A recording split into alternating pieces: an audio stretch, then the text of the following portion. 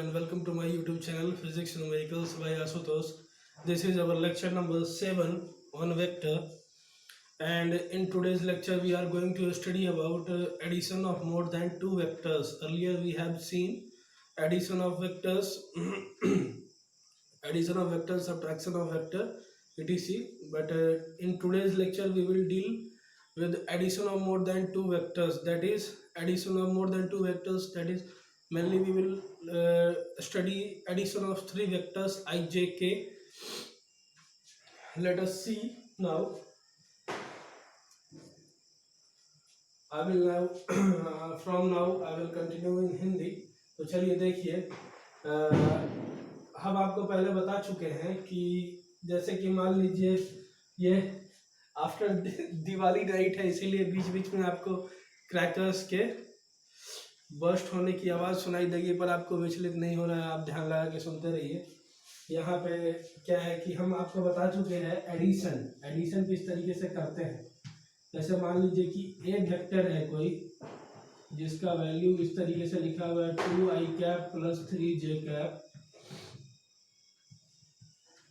v vector है, v vector is equal to 3i cap plus 2j cap. तो इसको add करना तो हम सिखा चुके हैं आप लोगों को। क्या बोले थे कि i वाले में i वाले को जोड़ दो और j वाले में j वाले को, मतलब इसका इसके x वाले कंपोनेंट में इसका x वाला कंपोनेंट और इसका y वाले कंपोनेंट में इसका y वाला कंपोनेंट ऐड कर देते थे। ये आप सबको पता है कि ऐसे करते थे। पहले हम लोग क्वेश्चन भी सॉल्व कर चुके हैं इस पे ढेर सारा पिछले लेक्चर्स में। a प्लस बी करेंगे तो 3 + 2 5i कैप और 3 + 2 5j कैप, ये होगा हमारा आंसर। पर आज के लेक्चर में भी स्टार्टिंग में हम ये देखने जा रहे हैं कि ये जो करते हैं कि आई कैप में आई कैप जोड़ लेते हैं और जे कैप में जे कैप, ऐसा करते क्यों हैं, आखिर ऐसा कैसे हो जाता है, वो उसका कारण देखने जा रहे हैं। आप लोग सब लोग ये वाला चीज आप सबको पता होगा कि आई कैप में आई कैप और जे कैप में जे कैप ऐड कर लेते हैं, लेकिन ऐसा क्यों करते हैं इसका प्रूफ देखने जा रहे हैं। देखिए यहाँ पे हम लिखे हुए हैं let a vector is equal to, तो इसका x कंपोनेंट को ax से लिखे हैं ax i कैप और प्लस ay j कैप, मतलब a का y कंपोनेंट, ए वेक्टर है उसका दो कंपोनेंट होगा, एक x में एक y में। तो ax को और x के साइड मतलब x एक्सिस पे जो होता है उसको i से डिनोट करते हैं i कैप से, और y एक्सिस पे जो होता है उसको j कैप से डिनोट करते हैं। तो a इज इक्वल टू लिखे हैं ax i cap plus ay j cap, और उसी तरीके से b वेक्टर है जिसको हम लिखे हैं bx i cap plus by j cap. लिखे हैं यहाँ पे कि vector a and vector b are directed as shown, इस तरीके से बनाया गया है। Find r in Cartesian form. r क्या है यहाँ पे, रिजल्टेंट है कि a और b को जब हम ऐड करेंगे तो r is equal to a plus b, इस रिजल्टेंट को निकालना है हमको। रिजल्टेंट निकालना है, मतलब रिजल्टेंट क्या होता है, a प्लस बी होता है। मेनली हमको प्रूव क्या करना है, मैथ्स में जैसे लिखते थे टू प्रूव, यहाँ पे लिख लेते हैं to prove a plus b, a vector plus b vector is equal to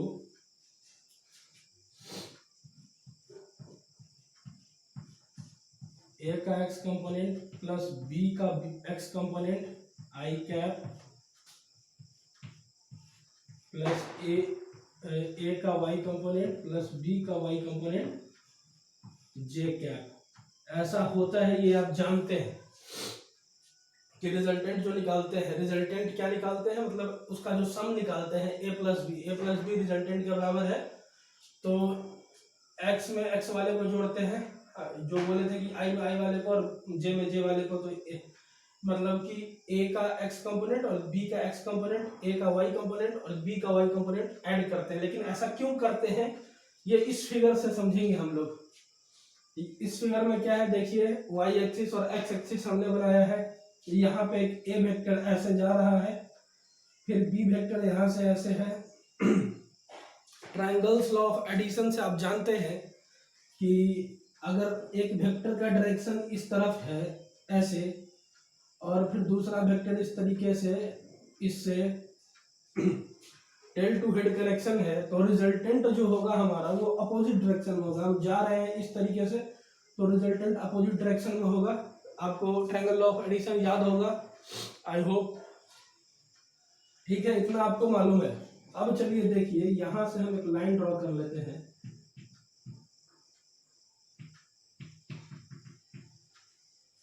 तो आप ये देखिए, ये वाला ए वेक्टर है हमारा, ये वाला ए वेक्टर है, तो इसका ये जो होगा हमारा लेंथ यहाँ से यहाँ तक का, इसको हम ax लिख सकते हैं। और यहाँ अब ax के ऊपर आपको वेक्टर का साइन लगाने का जरूरत नहीं है, क्योंकि हम मेनली यहाँ पे मैग्नीट्यूड का बात कर रहे हैं। तो ये हमारा ax हो गया। सिमिलरली ऐसे इधर जो कंपोनेंट आएगा a का, वो उसको हम लिखेंगे ay। अब यहां से एक परपेंडिकुलर खींच लीजिए। अब देखिए हमारा b वेक्टर जो है, b वेक्टर ये वाला है, ये वाला हमारा, ये वाला ये b वेक्टर है, इतना, सिर्फ इतना। तो ये b वेक्टर है, इस b वेक्टर का इस तरफ कंपोनेंट क्या हो जाएगा, x एक्सिस की तरफ जो कंपोनेंट होगा उसको bx से डिनोट कर लेते हैं। और ठीक उसी इस b वेक्टर का इस तरफ जो y एक्सिस के तरफ जो कंपोनेंट होगा उसका नाम by लिखेंगे। अच्छा ठीक, अब ये देखिए, ये वाला जो क्या था, ये क्या है, ये रिजल्टेंट है, ये r वेक्टर, इसका नाम दे लिए, ये r वेक्टर है और ये परपेंडिकुलर है। अब बताइए इस r वेक्टर का इस तरफ जो कंपोनेंट होगा, इस तरफ जो कंपोनेंट होगा वो, इसको हम लिखेंगे rx, और इसी r वेक्टर का y डायरेक्शन में, y एक्सिस पे जो कंपोनेंट होगा उसको हम क्या लिखेंगे, ry लिखेंगे। अब आप जरा ये सोचिए कि यहाँ r बराबर लिखे हैं हम, r को हम इस तरीके से भी तो लिख सकते हैं। r क्या है, r आएगा a plus b, a vector और b वेक्टर को जोड़ कर आएगा r, हमारा रिजल्टेंट भी अपने आप में एक वेक्टर होता है। तो इस रिजल्टेंट को हम लिख सकते हैं कि r का x component i cap plus इसी रिजल्टेंट का y कंपोनेंट j कैप, इस तरीके से हम लिख सकते हैं। अच्छा, अब देखिए आप कि rx किसके बराबर है, यहां से rx जो आ रहा है हमारा ax प्लस bx के बराबर आ रहा है। तो इस फॉर्मूला से यहाँ हम इस तरीके से लिख सकते हैं, इस फॉर्मूला से rx के बराबर क्या आ रहा है, ax प्लस bx। rx किसके बराबर है, r का x कंपोनेंट ax और bx, a के x कंपोनेंट और b के x कंपोनेंट के इक्वल है। तो यहाँ पे हम पुट कर लेते हैं कि r इज इक्वल टू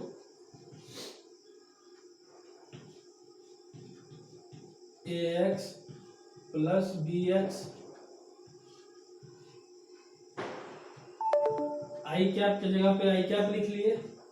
अब देखिए R Y, similarly R Y जो है इस ए वाई और plus B Y, A Y plus B Y is equal to R Y. तो हम यहाँ लिख लेते हैं A Y plus B Y is equal to, इसके बाद जे कैप। अब जरा आप गौर से देखिए कि ये क्या है हमारा, ए x plus b x I cap, A Y plus B y J cap. इस वाले में ये वाला जो हमारा आया नीचे ये, और इस वाले में कोई डिफरेंस नहीं है। क्यों नहीं है डिफरेंस, क्योंकि आर वेक्टर, यहाँ r vector a plus b के बराबर है। इससे आप देखिए कि r vector a plus b के बराबर है, तो ये दोनों आपस में बराबर हुआ, हेंस प्रूव्ड। हमारा यही तो हमको प्रूव करना था, यही तो हम प्रूव करने निकले थे। इसके जगह पे a प्लस बी पुट कर लीजिए, a plus b, a vector plus b vector is equal to ax plus b x I cap plus a y b y J cap. यही प्रूव करना था। समझ गए आप कि किस, क्यों, ये क्या है। ये आप ये समझे हैं, ये प्रूफ जो है हमारा, ये समझने का ये मतलब हुआ कि इससे आप ये समझ गए कि जब हम ए वेक्टर जैसे 2i cap plus 3j cap लिए थे और 3i cap plus b vector था 3i cap plus 2j cap, ये समझने का मतलब ये हो गया कि आपको ये समझ में आ गया कि हम क्यों ऐड कर लेते हैं, कि जब दो वेक्टर को ऐड करते हैं तो आई कैप में आई कैप वाला क्यों ऐड करते हैं और जे कैप में जे कैप वाला क्यों ऐड करते हैं, क्यों? क्योंकि आप देख लीजिए कि ax प्लस बी एक्स मतलब दूसरे वेक्टर, जो ए पहला वेक्टर था हमारा 2i cap plus 3j cap, ए जो था हमारा ए वेक्टर जो था 2i cap plus 3j cap था, और बी वेक्टर जो था हमारा 3i cap plus 2j cap था। तो इसमें हम आई वाले में आई वाला ही क्यों जोड़ते हैं? अब आई इस अब हम बोले कि आपको कि आई वाले में आई वाला जोड़ेंगे, जे वाले में जे वाला, कि ऐसा क्यों? अगर हम आई वाले में आई वाला जोड़ रहे हैं तो ए प्लस बी करते हैं तभी तो जोड़ते हैं। ए प्लस बी वेक्टर, ए वेक्टर प्लस बी वेक्टर करते हैं, तो हम जो 2 में 3 जोड़ेंगे, इसका मतलब कि ये हम इसको ए एक्स से लिख सकते हैं कि ए का एक्स कंपोनेंट ये बी एक्स हो गया आपका, तो हम ए एक्स प्लस बी एक्स ही तो करते हैं। तो हम ऐसा क्यों करते हैं ये आप यहाँ से समझ गए, इस फिगर से समझ गए हैं। ये थोड़ा यहाँ पे गंदा हो गया हमारा फिगर, पर आप फील पर ध्यान दीजिए, समझिए कि हम समझाना जो चाह रहे थे।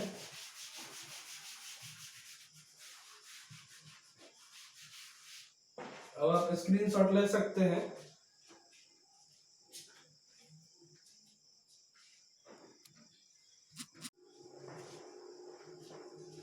सिमिलरली देखिए यहाँ पे लिखे हैं कि A vector is equal to A X I cap A Y J cap plus A Z K cap, और इसमें जी जेड के कैप ऐड कर ली है। पहले हम दो मतलब आई और जे में बात कर रहे थे, अभी तीसरा हमारा ये थर्ड वेक्टर के जो होता है एक्स एक्सिस की तरफ होता है, ये हम आपको बतला चुके हैं।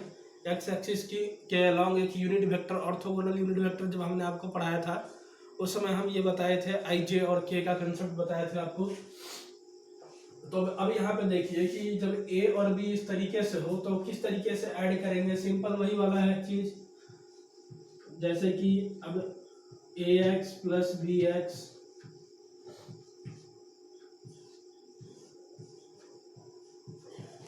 ए एक्स प्लस बी एक्स, आई क्या मतलब आई वाले में आई, जे वाले में जे, के वाले में के ऐड करेंगे।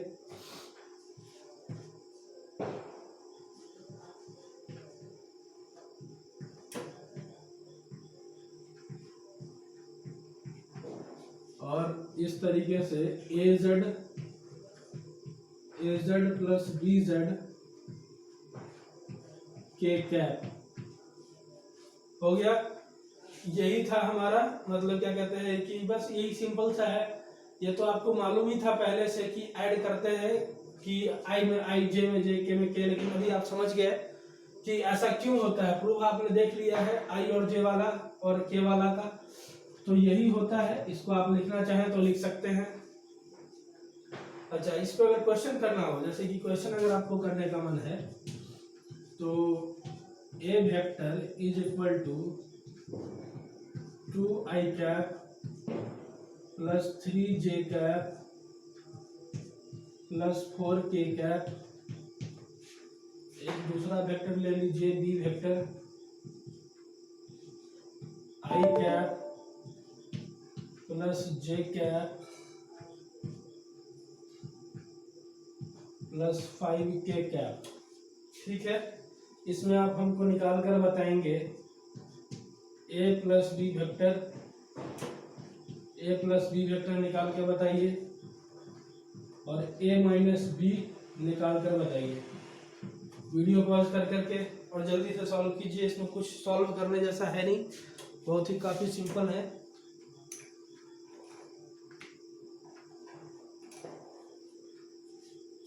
ये देखिए यहाँ पे, अब चलिए देखिए, अब हम करते हैं। देखिए आई कैप में आई कैप, जे कैप में जे कैप और के कैप में के कैप ऐड करना है, तो 2 और यहाँ पे कुछ नहीं आपको दिख रहा, तो 1 है, 1 आई कैप है, ये 1 जे कैप है, तो 2 प्लस 1 3,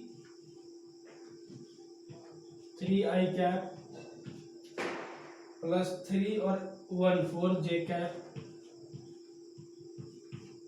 और ये हमारा 4 और प्लस 5 9k कैप।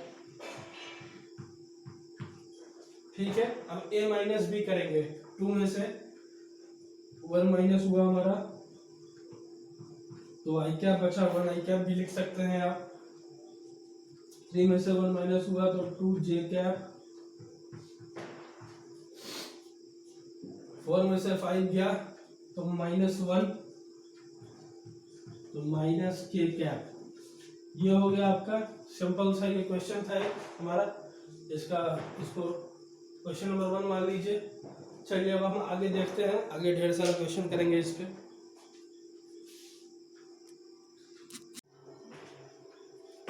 देखिए अगला क्वेश्चन हमारा क्वेश्चन नंबर 2। ए कैप, ये ए वेक्टर बी वेक्टर और सी वेक्टर का वैल्यू दिया हुआ है आपको। पूछ रहा है value of a vector minus b vector plus 2c vector would B.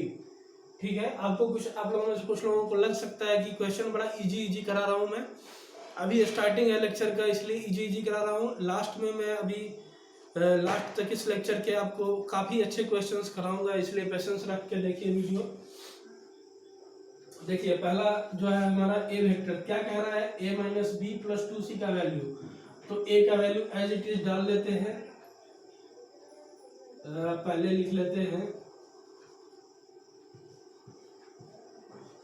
a minus b vector plus 2c vector is equal to 3i cap plus 2j cap. ये a हम एज इट इज लिख लिए। अब कह रहा है minus b vector, तो minus लगा लीजिए और i cap plus j cap as it is लिख लिए। ठीक है, अब बोल रहा है प्लस 2c, तो c का वैल्यू लिख लेते हैं 3i cap minus k cap. ये कोई ऐसा क्वेश्चन ही नहीं है ताकि जिसका आप सॉल्यूशन देखें। आप वीडियो पॉज करके, हम उम्मीद करते हैं कि आप वीडियो पॉज करके और खुद ही सॉल्व करने का कोशिश कर रहे होंगे।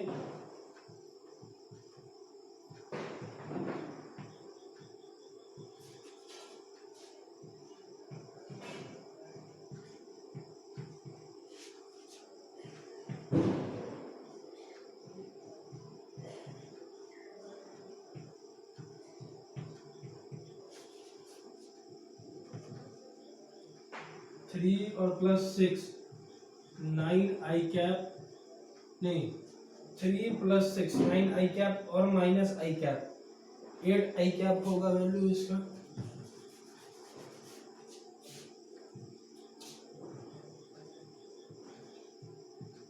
Eight I cap plus 2j cap, j एक यहाँ है तो 2j कैप और plus 2j cap minus j cap plus j cap,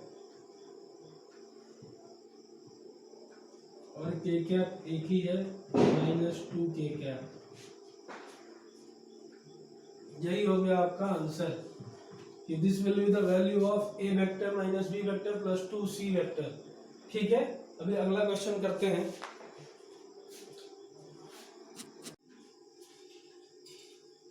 अगला क्वेश्चन है हमारा यहाँ पे क्वेश्चन नंबर 3। क्वेश्चन पढ़िए आप लोग। Vector p is of length 3 cm and is 45 degree above the x-axis in the first quadrant। ठीक है, vector q is of length 3 cm, दोनों 3 सेंटीमीटर का है, and 45 metre below the x-axis। Difference क्या है, वेक्टर p जो है 3 centimetre का लेकिन 45 metre above the x-axis in the first quadrant, और वेक्टर q जो है length 3 centimetre 45 metre below the x-axis in the fourth quadrant. तो पूछ रहा है कि the sum of p plus q is a vector of magnitude. 4 option है आपके पास। तो सबसे पहले तो फिगर ड्रॉ करेंगे इस क्वेश्चन में। इस तरीके से रफली एक फिगर ड्रॉ कीजिए।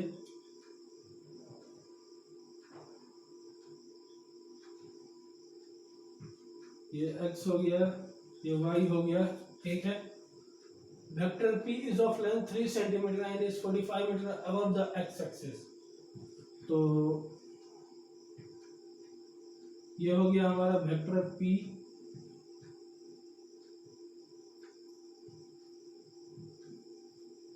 3 सेंटीमीटर का 45 degree above the x axis, तो ये है। और वेक्टर q जो है वो फोर्थ क्वाड्रेंट में बोल रहा है। इसी को अगर आप ऐसे एक्सटेंड कर देंगे, एक लाइन बना दिए, तो ये first second third fourth quadrant हो गया। लेकिन इसको मिटा लेते हैं, इसका कोई यूज है नहीं यहाँ पे, तो ये हम बस आपको फील देने के लिए बताएं। अब ये हमारा वेक्टर q है, q वेक्टर, ये भी 3 सेंटीमीटर का है, 45 degree below the x axis, ठीक है। अब बोल रहा है क्या कि the sum of p plus q is a vector of magnitude. p vector है इस तरीके से एक्स एक्सिस से 45 डिग्री ऊपर, q वेक्टर जो है हमारा 45 डिग्री नीचे है एक्स एक्सिस से, ये फोर्थ क्वाड्रेंट में, ये फर्स्ट क्वाड्रेंट में। हमको कह रहा है कि p प्लस q जब करेंगे, दोनों वेक्टर को जब ऐड करेंगे, तो जो वेक्टर बनेगा उसका मैग्नीट्यूड क्या होगा, और डायरेक्शन पूछ रहा है यहाँ, इन पॉजिटिव एक्स नेगेटिव एक्स, इस तरीके से हमसे पूछ रहा है, ठीक है। अब हमको ये देखना है, सबसे पहले तो क्या करेंगे कि यहाँ देख लीजिए कि ये क्या कहते हैं कि 3 सेंटीमीटर का है और 45 डिग्री एंगल पे है। तो क्या किया जाए, इसका कंपोनेंट p का कंपोनेंट लिख लेते हैं इस तरफ और इस तरफ, मतलब x एक्सिस और y एक्सिस पे। तो ये हो जाएगा हमारा 3 cos 45, 3 cos 45, जिधर से जिस एक्सिस से थीटा बनता है उधर cos आता है, और इस तरफ हो जाएगा 3 sin 45, sin 45। इसी तरह से इस 3 सेंटीमीटर का, सॉरी एक मिनट, इस वाले का कंपोनेंट हम ऊपर लिख लेते हैं। इस 3 सेंटीमीटर का इस तरफ कंपोनेंट जो होगा 3 cos 45, इसको ऊपर लिख लिए। इस वाले का कंपोनेंट, इससे थीटा बना रहा है ये, तो इस तरफ कंपोनेंट हो जाएगा 3 cos 45,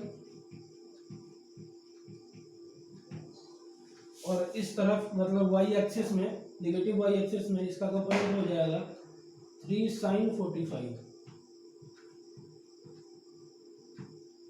अब जरा आप ध्यान से देखिए कि ये वाला 3 sin 45, ये वाला 3 sin 45, दोनों का डायरेक्शन एग्जैक्टली अपोजिट है। तो ये दोनों एक दूसरे को कैंसिल करेगा, एक दूसरे का इफेक्ट कैंसिल करेगा, तो हमारा जो टोटल रिजल्टेंट होगा, रिजल्टेंट जो हो जाएगा वो पॉजिटिव एक्स एक्सिस में रह जाएगा, पॉजिटिव एक्स एक्सिस में रिजल्टेंट हो जाएगा, ठीक। और रिजल्टेंट क्या हुआ, p प्लस क्यू का रिजल्टेंट, ये 3 sin 45 और ये 3 sin 45 तो कैंसिल हो गया, तो p प्लस क्यू करने का रिजल्टेंट क्या आया हमारा, p प्लस क्यू। तो p वेक्टर हमारा ये है और q वेक्टर ये है, तो रिजल्टेंट कुछ इस तरीके से इस तरफ होगा दोनों के बीच से, लेकिन रिजल्टेंट क्या होगा, इधर का इफेक्ट तो कैंसिल हो गया, आप देख लिए।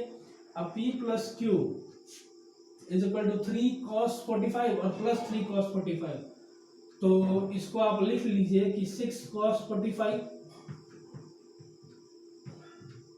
cos 45 होता है 1/√2,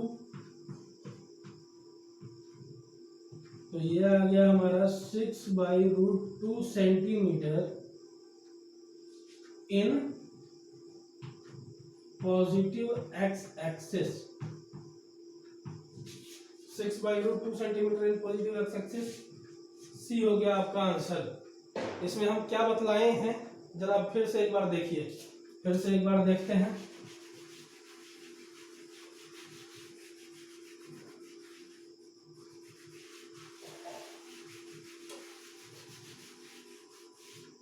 ठीक, इस तरीके से था हमारा ये p वेक्टर, ये q वेक्टर, ठीक है। p वेक्टर जो है हमारा पॉजिटिव, ये फर्स्ट क्वाड्रेंट में, और q वेक्टर फोर्थ क्वाड्रेंट में। बोल रहा है कि p प्लस क्यू को ऐड करेंगे, the sum of p plus q is a vector of magnitude.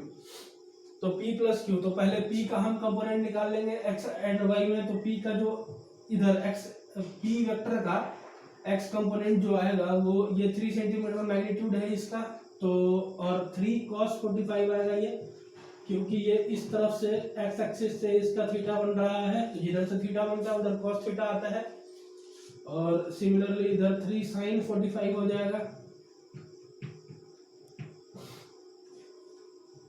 इस वाला ये क्यू वेक्टर है, इसका इस तरफ कंपोनेंट क्योंकि थीटा इधर से बन रहा है तो cos थीटा होगा, तो इधर हो जाएगा 3 cos 45, और इस साइड जो कंपोनेंट हो जाएगा वो 3 sin 45 हो जाएगा। हमने आपको कहा था कि आप ध्यान से देखिए कि ये 3 sin 45 और ये 3 sin 45 दोनों का डायरेक्शन अलग है। अगर एक यहाँ पे ये कोई पॉइंट है, यहाँ पर अगर कोई पॉइंट है तो इस दोनों का इस पॉइंट पे दोनों का फोर्स अपोजिट डायरेक्शन में लग रहा है, एग्जैक्टली अपोजिट 180 डिग्री है, तो दोनों एक दूसरे के इफेक्ट को कैंसिल कर देता है यहाँ पे, इसलिए अब ये दोनों फोर्स का कोई महत्व रहा नहीं। ये एक पी वेक्टर है, ये एक पी वेक्टर है और एक ये क्यू वेक्टर है, इसका पी प्लस क्यू ही तो करना है, और पूछ रहा है कि P plus q is a vector of magnitude, तो इसका रिजल्टेंट ही तो निकालना है। रिजल्टेंट एक्स एक्सिस में होगा कुछ, तो लिखेंगे कि P प्लस क्यू और 3 cos theta plus 3 cos theta, 6 cos theta लिख लीजिए इसको, 6 cos 45, cos 45 होता है 1/√2, तो 6√2 centimetre in positive X axis. यही हमारा सी आंसर हो गया। तो यही था हमारा क्वेश्चन नंबर 3। चलिए और क्वेश्चन करते हैं आगे।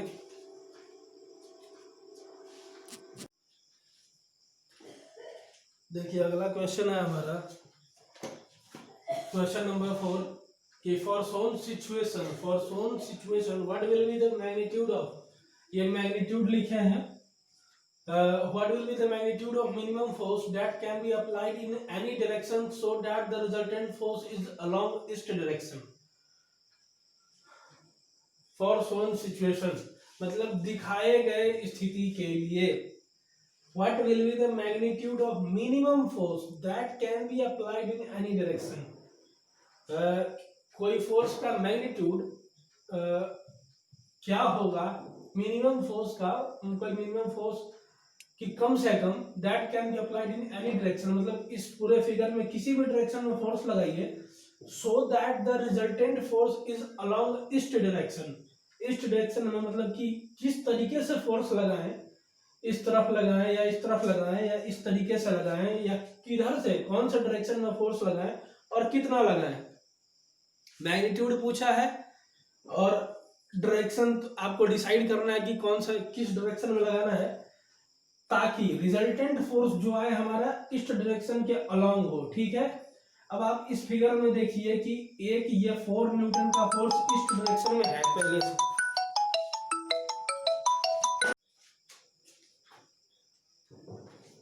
हाँ तो अभी वीडियो को कट करना पड़ गया था क्योंकि कॉल आने लगा था एक, तो साउंड आ जाता है वीडियो में कभी कभी, तो देखिए कि फिर भी आ गया है, 5 सेकंड तक बर्दाश्त करना होगा आपको।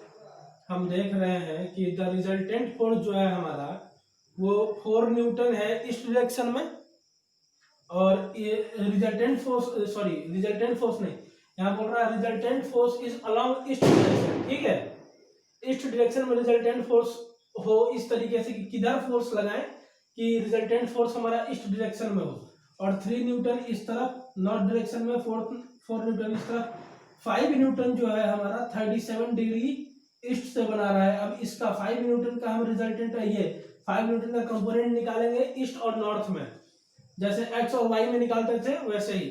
तो ये 5 न्यूटन का जो हम निकालेंगे तो 5 cos 37 हो जाएगा ईस्ट डायरेक्शन में, क्योंकि इधर से थीटा बन रहा है, और इस तरफ हो जाएगा 5 sin 37।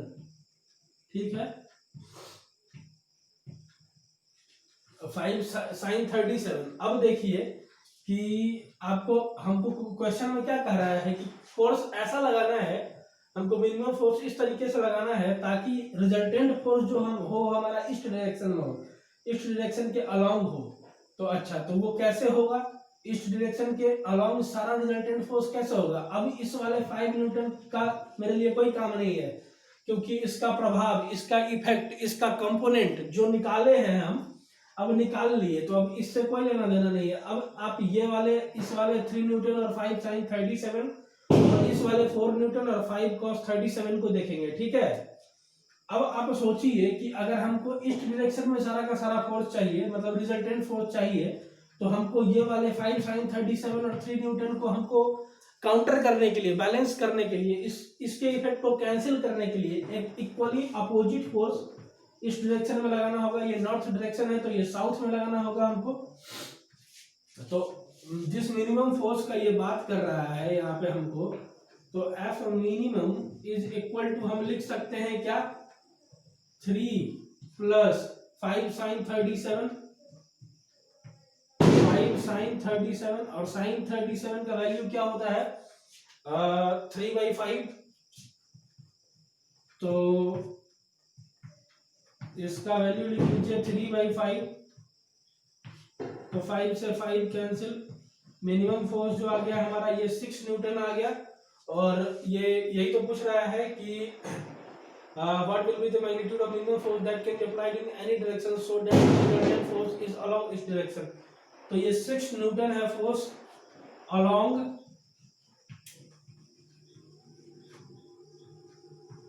साउथ डायरेक्शन, ठीक है। तो ये हो गया हमारा आंसर। चलिए अब अगला क्वेश्चन करते हैं। देखिए अगला क्वेश्चन है यहाँ पे हमारा क्वेश्चन नंबर 5। हाँ, क्वेश्चन है कि a body acted upon by 3 forces is in equilibrium, तो find F1 and F2। Try कीजिए, काफी इजी क्वेश्चन है, आप खुद से भी कर सकते हैं। एक बॉडी है, मान लीजिए इस पॉइंट पे एक बॉडी रखा है। अ body acted upon by 3 forces, एक फोर्स F1 इधर, F2 इधर, और ये 10 न्यूटन का इधर, 3 फोर्स इस पे लग रहा है। एक बॉडी यहाँ पे सेंटर पर रखा हुआ है। Find F1 and F2। F1 और F2 निकालना है। ये वाला फोर्स आपको 10 न्यूटन दिया हुआ है, तो आप क्या करेंगे, दिमाग लगाइए, कुछ तो कर सकते हैं आप। यहाँ पे जो दिया हुआ डाटा है उससे क्या कर सकते हैं हम, ना F1 पता है ना F2 पता है। अब क्या करें, तो चलिए F2 दिया हुआ है तो इसको सबसे पहले रिजॉल्व कर लेते हैं। रिजॉल्व तो कर ही सकते हैं F2 को, दो कंपोनेंट में, एक x डायरेक्शन और एक y डायरेक्शन के अलोंग, ठीक है। तो ये हो जाएगा हमारा F2 sin 45 डिग्री, और इस तरफ इस डायरेक्शन का अलोंग हो जाएगा हमारा ये F2 cos 45, ठीक है। अब आप देखिए कि हम लिख सकते हैं इस फिगर से कि F2 sin 45 degree, F2 sin 45 degree is equal to कितना, 10 Newton.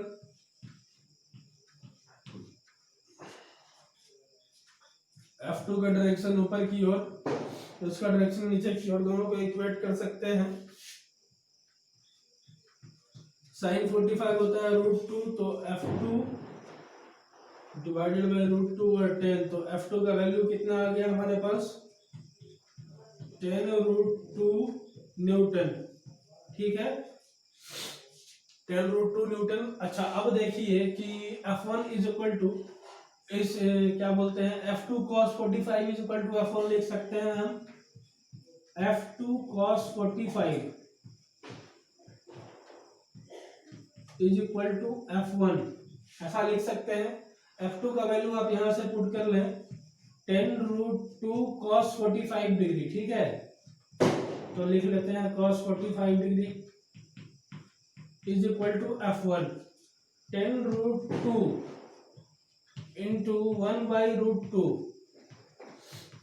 is equal to F1, hence F1 is equal to 10 Newton. F1 आ गया हमारा कितना, 10 न्यूटन, और F2 कितना आ गया था, 10√2, तो यही था एक question, the most simplest question ये हम कराए हैं आपको। अब इसमें और भी अच्छा सा क्वेश्चन सब करते हैं इसी तरीके का कि यहाँ पे 3 फोर्स लग रहा था, कहीं 4 लग रहा हो फोर्स, इस तरीके का क्वेश्चन करते हैं। अभी इससे इसके आगे अभी हम वो क्वेश्चन नहीं कराने जा रहे हैं, इसके आगे कुछ सिंपल क्वेश्चन कराएंगे एकदम इजी लेकिन कंसेप्चुअल। हम देखना चाहते हैं कि पुराना बात आप याद है कि भूल गए, ठीक है। उसके बाद करेंगे हम क्वेश्चन कुछ ऐसा ही इक्विलिब्रियम से रिलेटेड और भी।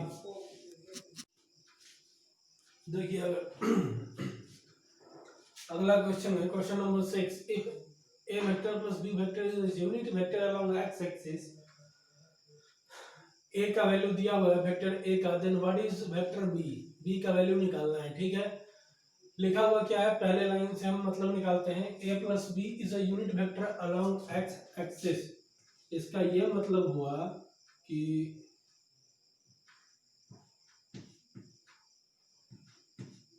a plus b vector is a unit vector, a plus b is a unit vector along x axis। तो unit vector along x axis को लिखते हैं i कैप से, और जहां हमको a का वैल्यू दिया हुआ है, a का वैल्यू क्या दिया हुआ है, i cap minus j cap plus k cap लिखा हुआ है यहाँ, और plus b vector is equal to i cap. तो b vector is equal to कितना होगा, इसको आप इस तरफ लेके चले जाइए, i vector minus I vector नहीं sorry I cap minus I cap minus J cap और प्लस के कैप।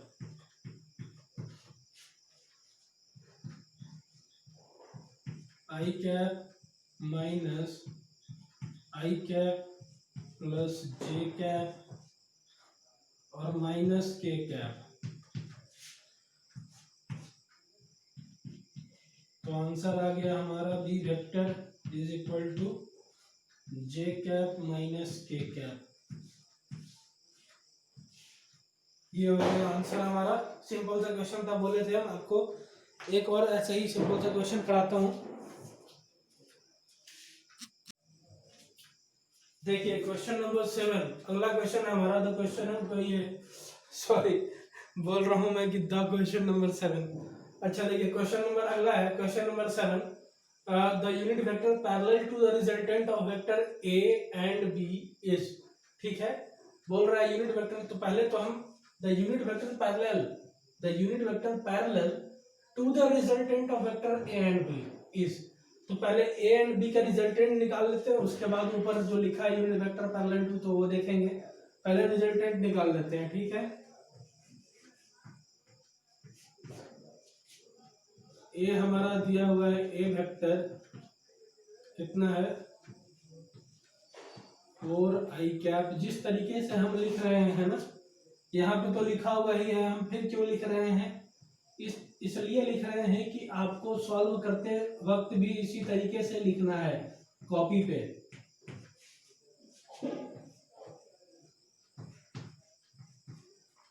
ठीक है, b vector is minus I cap plus 3j cap minus 8k cap. इसका रिजल्टेंट निकालना है, तो रिजल्टेंट होता है, रिजल्टेंट को लिख लेते हैं are vector.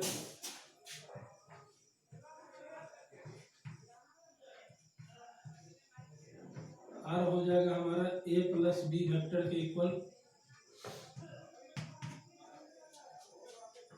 A plus B करेंगे तो ये हो जाएगा हमारा 3i कैप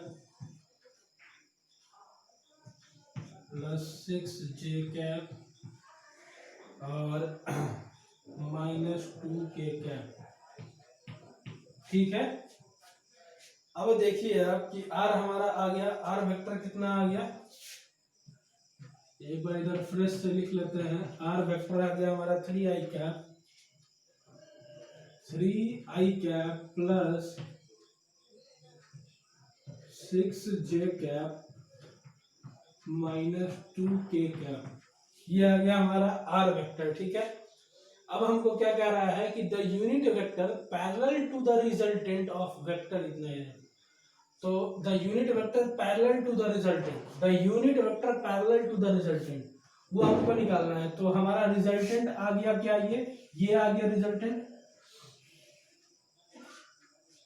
इस रिजल्टेंट के पैरेलल एक यूनिट वेक्टर निकालना है। अब हमको एक चीज बताइए कि पैरेलल किस चीज को कहते हैं, कि अगर हमारा डायरेक्शन इस तरफ है, एक वेक्टर का डायरेक्शन इस तरफ है और इसी वेक्टर के पैरेलल कोई कुछ जा रहा है, मतलब कि सेम डायरेक्शन में जो वेक्टर होगा उसको बोलेंगे पैरेलल वेक्टर। अब बोल रहा है unit vector parallel to the resultant, तो हमको एक चीज बताइए, इसका अगर हम यूनिट वेक्टर निकाल लें ये आर वेक्टर के अलॉन्ग, मतलब इसका जो यूनिट वेक्टर जो हम बताए थे आपको कि R cap is equal to R vector और divided by magnitude of R vector, इस तरीके से था मैग्नीट्यूड ऑफ आर वेक्टर। अगर ये निकाल लेंगे तो ये एक यूनिट वेक्टर होगा, इसी के डायरेक्शन में तो होगा, इसी ये क्या चीज देगा, ये देगा हमको डायरेक्शन आर का डायरेक्शन। हम बताए थे कि यूनिट वेक्टर डायरेक्शन स्पेसिफाई करता है किसी भी वेक्टर का, तो ये जो हमारा यूनिट वेक्टर निकलेगा वो इस वेक्टर का, इस रिजल्टेंट वेक्टर का हमको डायरेक्शन बतलाएगा, तो उसी के डायरेक्शन में होगा यूनिट। तो वही तो बोल रहा है unit vector parallel to the resultant, तो वही निकाल लेते हैं। तो सिंपल सा है ये क्वेश्चन। देखिए लैंग्वेज में फंसना नहीं है, कभी भी ध्यान से पढ़ना है क्वेश्चन को। तो 3i cap plus 6j cap -2k cap लिख लीजिए ऊपर, एज इट इज वेक्टर उतार लिए। अब इसका रिजल्टेंट निकालना है, ये सॉरी इसका मैग्नीट्यूड निकालना है। तो 3 प्लस ये माइनस से कोई फर्क नहीं पड़ता है, ये हम आपको पहले बता चुके हैं। 3i cap plus 6j cap -2k cap divided by √9 plus 36 और प्लस ये 4, तो ये हो जाएगा आपका 49।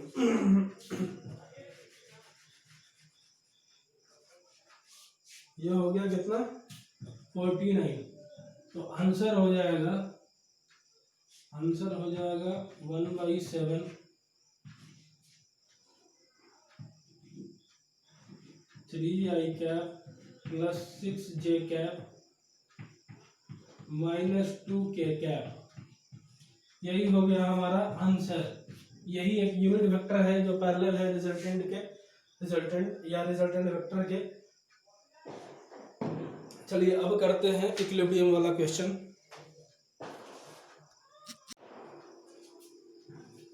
देखिए अगला क्वेश्चन है, a particle is in equilibrium in the presence of 4 forces as shown in the figure। एक पार्टिकल है, मान लीजिए पार्टिकल यहाँ पे है, इस पॉइंट पे, इस वाले पॉइंट पे पार्टिकल रखा हुआ है और वो इक्विलिब्रियम में है in the presence of 4 forces. एक फोर्स लग रहा है इधर, 1 2 3 और एक नीचे 4 फोर्स लग रहा है और ये इक्विलिब्रियम में है, मतलब रेस्ट में है। ठीक है, अच्छा अब बोल रहा है कि टेक √3, वो तो ले लेंगे 1.7 के बराबर, वैसे √3 का वैल्यू होता है 1.732, लेकिन अब यहाँ पे बोला 1.7 लेने के लिए 1.7 लेंगे। यहाँ पे क्वेश्चन है हमारा कि F1 और F2 निकालना है, F1 और F2 हमको निकालना है। आप देख रहे हैं क्या है इसमें, y एक्सिस और x एक्सिस बना हुआ है, 10 न्यूटन का फोर्स 30 डिग्री के एंगल पे लग रहा है, यहाँ F2 लग रहा है लेकिन वर्टिकल से 30 डिग्री पे, और ये 15 न्यूटन का। अब कोई नहीं, चलिए देखिए कंसंट्रेट कीजिए, यहाँ पे 15 न्यूटन का फोर्स है, 37 डिग्री के एंगल पे लग रहा है। ठीक है, चलिए अब देखते हैं कि यहाँ पे कैसे करें, सॉल्व कैसे करें, निकालना है हमको F1 और F2। ठीक है, तो सबसे पहले तो यहाँ पे एक हम इस तरीके से डॉटेड लाइन ड्रॉ कर लेते हैं। ठीक है, अब कंपोनेंट निकालते हैं। सबसे पहले वही तो आता है हमको, और कंपोनेंट निकालना, और कंपोनेंट ही निकाल सकते हैं हम, तो जो आता है वो करते हैं। देखते हैं आगे जो सिचुएशन बनेगा उस हिसाब से करेंगे। देखिए ये 10 न्यूटन का फोर्स लग रहा है 30 डिग्री के एंगल पे एक्स एक्सिस से, तो इसका इस 10 न्यूटन का जो कंपोनेंट होगा एक्स एक्सिस की तरफ वो हो जाएगा हमारा 10 cos 30 डिग्री। ठीक है, ठीक इसी का जो कंपोनेंट हो जाएगा इस तरफ 10 sin 30 डिग्री, 10 sin 30 डिग्री। यहाँ हौच-पौच हो गया पर आप समझ जाइएगा, 10 cos 10 sin। अब ये F2 फोर्स लग रहा है, लेकिन देखिए ये 30 डिग्री एंगल बना रहा है वर्टिकल से, तो इसका जो कंपोनेंट हो जाएगा ये F2 cos 30 इस तरफ आ जाएगा वर्टिकल की तरफ, मतलब y एक्सिस की तरफ F2 cos 30 इसका कंपोनेंट होगा, और इस तरफ जो कंपोनेंट हो जाएगा वो F2 sin 30 डिग्री हो जाएगा। जिधर से एंगल बनाता है उधर cos थीटा आता है, ये हम आपको बतला चुके हैं। अब ये देखिए ये 15 न्यूटन लग रहा है इस तरफ, ये वर्टिकल से y एक्सिस से बना रहा है 37 डिग्री, तो 15 cos 37 आ जाएगा हमारा इस तरफ y एक्सिस पे, और इस तरफ आ जाएगा 15 sin 37 डिग्री। ठीक है,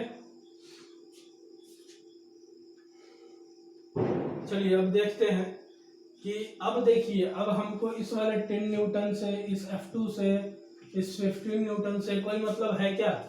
अब हम सबका कंपोनेंट निकाल चुके हैं x एंड y में, तो अब ये 10 न्यूटन, ये F2, ये 15 न्यूटन, ये हमारे लिए कोई मैटर नहीं करता है। ठीक है, अब देखिए अब हम फोर्स डील करते हैं कि ये x एक्सिस में डील करते हैं पहले।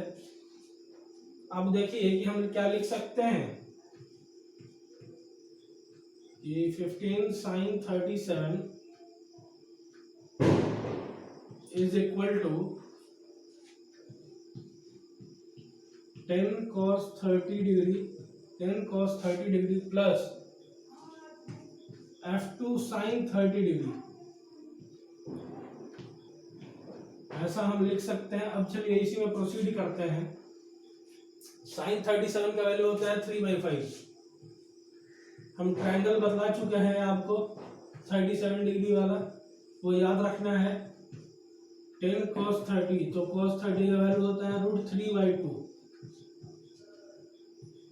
और F2 sin 30 का वैल्यू होता है 1/2, तो F2/2 लिख देंगे इसको, 3 टाइम्स कटा, ये 9 हो गया,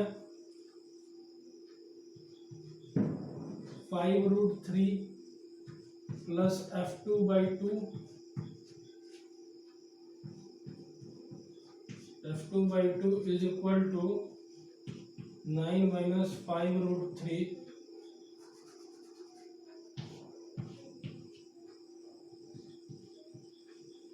18 माइनस 10√3 आ गया। अब 18 माइनस 10 इंटू 1.7, √3 बोला है 1.7 लेने के लिए, तो 1.7 तो 18 माइनस 17 हो जाएगा ये हमारा, मतलब 1 न्यूटन आ गया।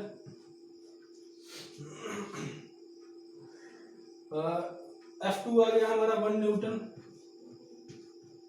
F2 आ गया 1 न्यूटन। ठीक है, अब देखिए y एक्सिस में हम यहाँ पे डील करते हैं, y एक्सिस में जितने सारे फोर्सेस हैं तो हम लिखते हैं यहाँ पे F1 इज इक्वल टू